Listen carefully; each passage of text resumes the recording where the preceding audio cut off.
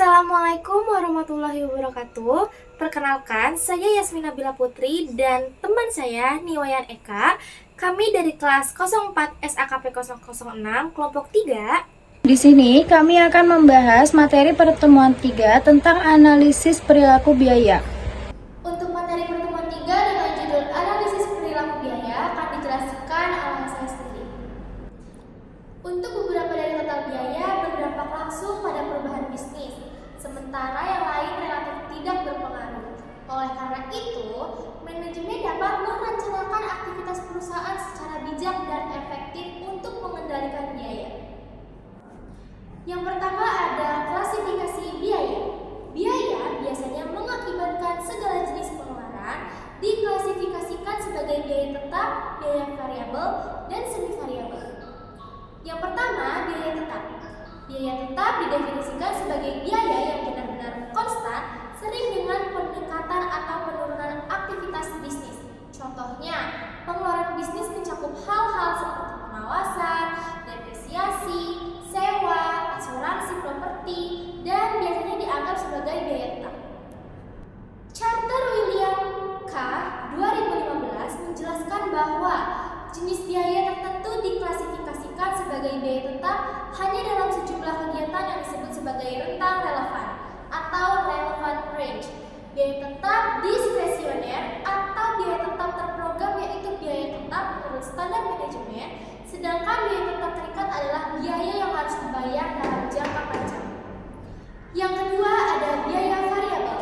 Charter William pada tahun 2015 menjelaskan bahwa biaya variabel diartikan sebagai biaya sebanding dengan peningkatan aktivitas dan sebanding dengan penurunan aktivitas. Biaya variabel meliputi biaya bahan langsung, tenaga kerja langsung, peralatan tertentu, beberapa tenaga kerja tidak langsung, peralatan kecil, pemrosesan kecil, pengerjaan ulang, dan unit rusak. Yang ketiga adalah biaya semi variabel. Didefinisikan sebagai biaya yang menunjukkan biaya tetap dan biaya variabel, seperti listrik, air, gas, bensin, batu bara, peralatan, pemeliharaan, sebagian tenaga kerja tidak langsung, asuransi jiwa kelompok karyawan, biaya pensiun, pajak penghasilan, biaya perjalanan dinas, dan biaya pemeliharaan. Di sini ada dua alasan jenis biaya memiliki karakteristik semi variabel. Yang pertama, memerlukan pengaturan minimal atau penggunaan peralatan atau layanan untuk menentukan kesiapan operasional. Selain itu, tingkat biaya minimum yang biasanya ditentukan, biaya tambahan akan bervariasi menurut kuantitas. Yang kedua, mengelompokkan akuntansi berdasarkan tujuan pengeluaran atau fungsi biasanya terdiri dari biaya tetap dan biaya variabel. Untuk biaya mesin uap yang digunakan untuk memanaskan ruangan tergantung pada kondisi cuaca, sedangkan biaya mesin uap yang digunakan dalam proses produksi dan keluarnya dapat dibebankan di akun yang sama. Ini menghasilkan campuran biaya tetap dan biaya variabel pada akun yang sama. Selanjutnya ada pemisahan biaya tetap dengan biaya variabel. Beberapa alasan mengapa pemisahan variabel dan biaya tetap diperlukan. Yang pertama, perhitungan tarif biaya analisis varians dan biaya overhead predeterminisasi. Yang kedua, perhitungan biaya langsung dan analisis varians. Yang ketiga, analisis titik impas dan analisis biaya volume dan laba. Yang keempat, analisis maksimisasi keuntungan dan minimisasi biaya jangka pendek. Yang kelima, analisis biaya diferensial dan komparatif. Dan yang terakhir, analisis anggaran modal. Nah, di sini ada 3 metode yang digunakan untuk memisahkan biaya tetap dan biaya variabel. Yang pertama yaitu metode titik tinggi dan terendah atau bisa disebut dengan high low points method. Yang kedua, metode titik sebaran atau scape graph method. Yang terakhir ada metode kuadrat terkecil yaitu least square method. Selanjutnya kita langsung masuk ke contoh. Di sini ada metode titik tertinggi dan terendah yaitu high and low points. Di sini ada tabel, ada dari kolom tinggi, rendah, dan selisih. Yang pertama di kolom tinggi kita bisa lihat biayanya itu 1,116 dengan jam mesin 6.700. Yang kedua di kolom rendah itu ada biayanya 650 dan jam mesin ada di 466 dan 3,780. Selisih 466 ini didapatkan dari hasil 1,116 dikurang dengan 660, begitupun sampingnya. Dari hasil tersebut, kita bisa simpulkan bahwa tarif variabelnya dari 466 dibagi dengan 3,780, hasilnya yaitu 0,12328. Selanjutnya di kolom sebelahnya kita bisa lihat di sini ada total biaya, variabel, dan biaya tetap. Untuk di total biaya kita bisa lihat di titik tertingginya yaitu 1,116 dan terendahnya di 650. Di kolom variabel kita bisa lihat di sini ada angka 825,98 dan di terendahnya yaitu 359,98. Setelah menghitung tarif variabel, selanjutnya kita akan mencari biaya variabel dan biaya tetapnya. Di sini terlihat kolom total biaya, variabel, dan biaya tetapnya. Untuk total biaya di titik tertinggi sama yaitu 1,116 dan terendahnya di 650.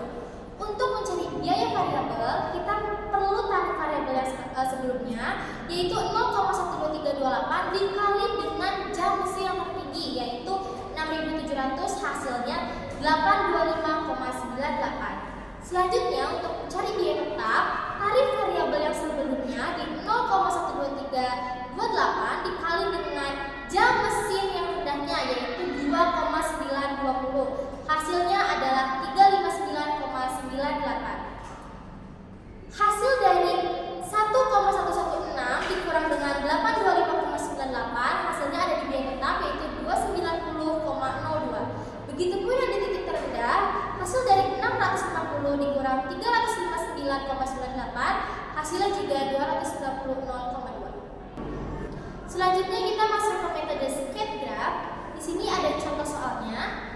Bustami, Bastian, dan Nurlela pada tahun 2013 menjelaskan bahwa metode skate graph merupakan suatu plot dari biaya terhadap tingkatan kegiatan di masa lalu, digunakan untuk menganalisis perilaku biaya, sehingga dalam metode ini biaya analisis disebut variabel dependent dan diplot pada garis vertikal atau sumbu Y.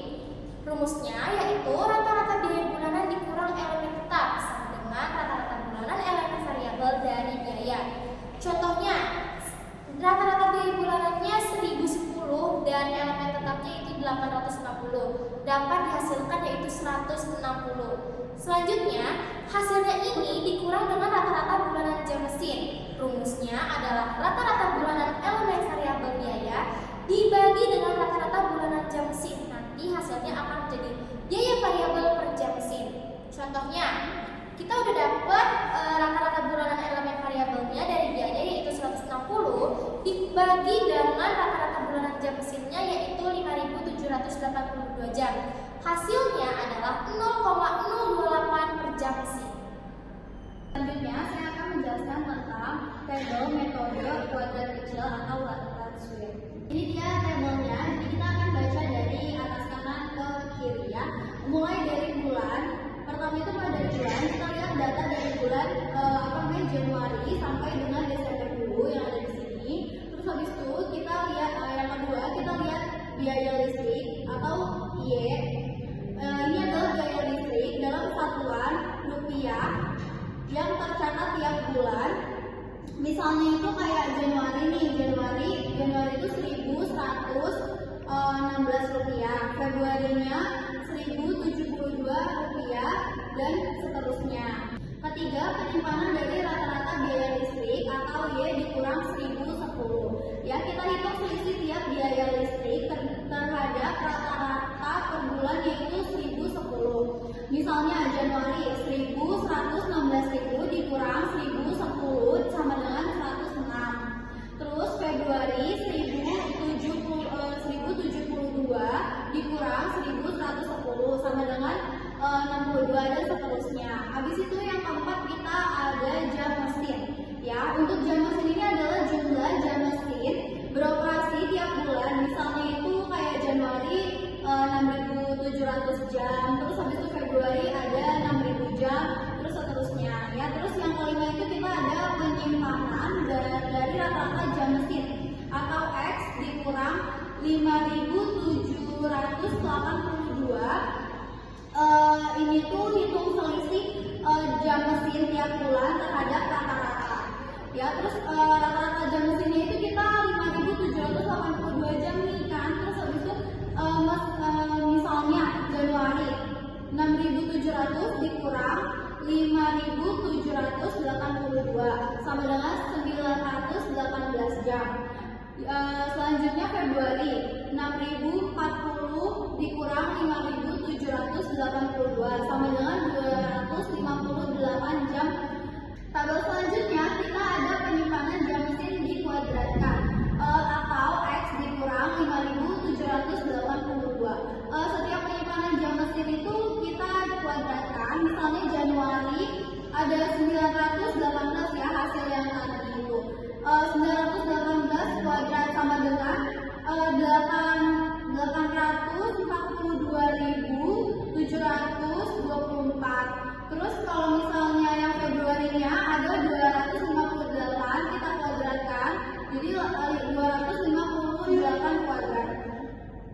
Sama dengan itu 66.564 dan seterusnya. Terus yang berikutnya itu ada perkalian penyimpanan biaya listrik dan penyimpanan jam mesin. Jadi untuk tabel ini setiap penyimpanan biaya listrik dikali dengan penyimpanan jam mesin. Misalnya Januari itu ada 106 dikali 918 sama dengan 97.308. Untuk selanjutnya Februari itu kita ada 62 dikali 258 sama dengan 15.996 dan seterusnya. Untuk tabel selanjutnya itu kita ada penyimpanan biaya listrik dikuadratkan atau Y dikurang 1010. Setiap penyimpanan biaya listrik juga dikuadratkan. Jadi misalnya itu Januari 106, jadi itu kita kuadratkan. Jadi 106 kuadrat. 106 kuadrat itu sama dengan 11.236. Untuk yang Februari 62 kuadrat ada 3.844 dan seterusnya. Lalu ada di bawah tabel itu ada jumlah total dari setiap kolom yang dibutuhkan untuk menghitung persamaan regresi. Ada juga rata-rata biaya listrik dan rata-rata jam mesin yang dipakai buat menghitung penyimpanan. Selanjutnya, tarif variabel dapat dihitung dengan menggunakan persamaan garis lurus sebagai berikut. Sigma XI dikurang X bar, terus dikali YI ditambah Y bar dibagi XI dikurang X bar. Terus hasilnya itu 1228,016 dibagi 9.631,568. Jadi totalnya itu ada 0,13372858892. Selanjutnya Y sama dengan A ditambah BX, 1010 sama dengan A ditambah dari hasil yang sebelumnya itu yang 0, dikali sama 5.782 sama dengan A ditambah 773,21 sama dengan hasil akhirnya itu ada 765,55. Fungsi estimasi biaya itu jadi 765,55 ditambah sama yang 0,137285892. Selanjutnya ada koefisien kolerasi atau R, mengukur hubungan antara dua variabel -1 hingga 1. Jika R sama dengan 0, tidak ada korelasi. Selanjutnya koefisien determinasi R pangkat 2 menunjukkan seberapa besar variabel independen mempengaruhi variabel dependen, tetapi tidak selalu menunjukkan hubungan sebab akibat. Berikut ini ada rumus dari koefisien kolerasi ya. Kalian bisa lihat di sini ada rumusnya, di mana XI dikurang X bar merupakan selisih dari masing-masing observasi. variabel independen atau jam mesin dalam ilustrasi Emery dan Evelyn. Ada rata-rata YJ dikurang Y, selisih antara variabel terikat biaya listrik, setiap pengamatan dan selisih rata-rata. Selanjutnya ada kesalahan standar dan estimasi. Untuk memprediksi biaya dapat menggunakan metode persamaan regresi, dan untuk setiap tingkat aktivitasnya itu di area yang relevan, karena persamaan regresi diperoleh dari sampel terbatas. Jadi yang tidak termasuk dalam persamaan regresi mempengaruhi biaya yang diprediksi. Lebih baik memiliki perkiraan biaya yang berbeda daripada biaya sebenarnya. Untuk tingkat aktivitas yang sama, kesalahan standar yang diperkirakan atau dinyatakan sebagai S kuadrat diartikan sebagai deviasi standar dari titik data aktual pada garis regresi. Jika R 2 adalah 1, kesalahan standarnya itu 0. Kesalahan standar yang diperkirakan dapat dihitung dengan rumus seperti ini ya teman-teman ya. Kalian bisa lihat di sini. Selanjutnya saya ada tabel, kalian bisa perhatikan tabelnya. Yang pertama itu ada penjelasan data. Data menunjukkan hubungan antara jam penggunaan mesin variabel X dan biaya listrik variabel Y setiap bulan. Tujuannya itu untuk membuat persamaan garis regresi linear sederhana. Selanjutnya, isi tabel kolom 1 nama bulan Januari sampai dengan Desember. Kolom 2 itu ada B biaya listrik. Kolom 3 itu ada jumlah jam penggunaan mesin. Terus selanjutnya di kolom 4 itu ada penyimpanan jumlah jam mesin dari rata-rata. Kolom selanjutnya kita ada kuadrat penyimpanan tersebut. Selanjutnya langkah perhitungan, cari total dan rata-rata untuk jam mesin X dan biaya listrik Y. Hitung penyimpanan nilai X terhadap rata-rata. Terus ada hitung kuadrat dari penyimpanan tersebut untuk keperluan regresi. Hasil garis regresi berdasarkan perhitungan diperoleh persamaan garis regresi. Artinya untuk setiap tambahan jam mesin, biaya listrik bertambah sekitar 127.051. Biaya listrik tetap minimum atau tanpa jam mesin adalah 273.000. Selanjutnya garis regresi terhitung Y nilai jam mesin dikali 0,1275054 ditambah 273. Dibulatkan jumlah kolom 4 selalu sama dengan 0 kecuali ada kesalahan di pembulatannya. Berikut adalah tabel ketentuan contoh dari tabel mahasiswa. Selanjutnya itu untuk sampel yang lebih kecil hasilnya dikalikan dengan faktor koreksi. Berikutnya ada rumus metode perhitungan faktor koreksi. Rumusnya itu dia seperti ini ya. Selanjutnya ada metode kuadrat terkecil least square untuk beberapa variabel independen.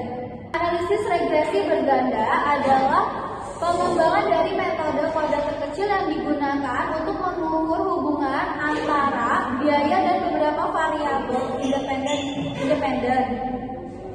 Persamaannya berbentuk YI sama dengan A plus BI X ditambah EI dengan asumsi distribusi normal tetap berlaku. Dalam regresi berganda, korelasi antara variabel independen disebut multikolinearitas yang tidak mempengaruhi estimasi biaya kecuali jika variabel independen yang relevan dihilangkan dari modal. Regresi berganda digunakan ketika satu variabel tidak cukup untuk menjelaskan perilaku biaya sehingga diperlukan lebih dari satu variabel independen untuk analisis yang lebih akurat. Sekian pembahasan dari kelompok kami, kurang lebihnya mohon maaf. Assalamualaikum warahmatullahi wabarakatuh.